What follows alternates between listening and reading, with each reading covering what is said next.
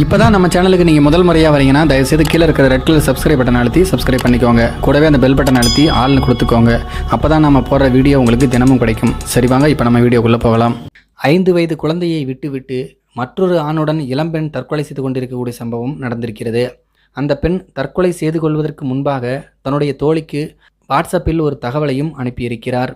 திருமணத்தை மீறிய உறவுகளால் ஏற்படும் உயிரிழப்புகள் தமிழ்நாட்டில் அதிகரித்து வருகிறது. இதன் காரணமாக அப்பாவி குழந்தைகள் அனாதைகளாக மாறி வருகிறார்கள். அப்படி ஒரு சம்பவம் தான் சென்னையில் நடைபெற்றிருக்கிறது. சென்னை பெரும்பாக்கத்தில் உள்ள எழில் நகர் 5வது பிளாக் பகுதியைச் சேர்ந்தவர் செல்பியா மேரி. இவருக்கு திருமணமாகி 5 வயதில் ஒரு குழந்தையும் இருக்கிறது. இந்த நிலைமையில்தான் செம்மஞ்சேரியை சேர்ந்த விஜய் என்கின்ற வாலிபருடன் செல்பியா மேரிக்கு பழக்கம் ஏற்பட்டது. இது நாளடைவில் 2 பேருக்கும் இடையே தகாத உறவாக மாறியது. தனியார் குடிநீர் சுத்திகரிப்பு நிலையத்தில் பணியாற்றி வந்த விஜய்க்கு ஏற்கனவே திருமணமாகி 3 வயதில் ஒரு குழந்தை இருக்கிறது. நாளொரு மேனியும் பொழுதொரு வண்ணமுமாக இவர்கள் 2 பேரும் நெருக்கம் காட்டி வந்த விஷயத்தை 2 வீட்டாரும் கண்டுபிடித்தனர். இதனால் விஜய் மற்றும் செல்பியா மேரி ஆகிய 2 பேரையும் கண்டித்தனர். ஆனால் இந்த காதலர்கள் அதை பற்றியெல்லாம் கவலைப்படவில்லை.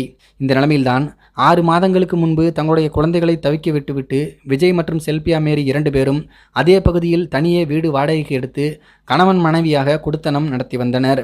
இந்த நிலைமையில்தான் செல்பியா மேரி தன்னுடைய தோழி ரேகாவுக்கு செல்போனில் வாட்ஸ்அப் மெசேஜ் ஒன்றை அனுப்பியிருக்கிறார்.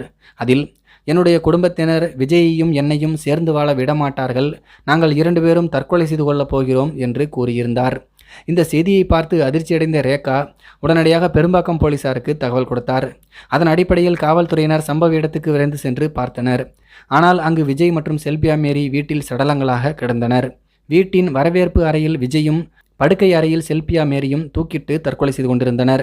அவர்களுடைய உடல்களை மீட்ட போலீசார் பிரேத பரிசோதனைக்காக குரம்பேட்டை அரசு மருத்துவமனைக்கும் அனுப்பி வைத்திருக்கிறார்கள்.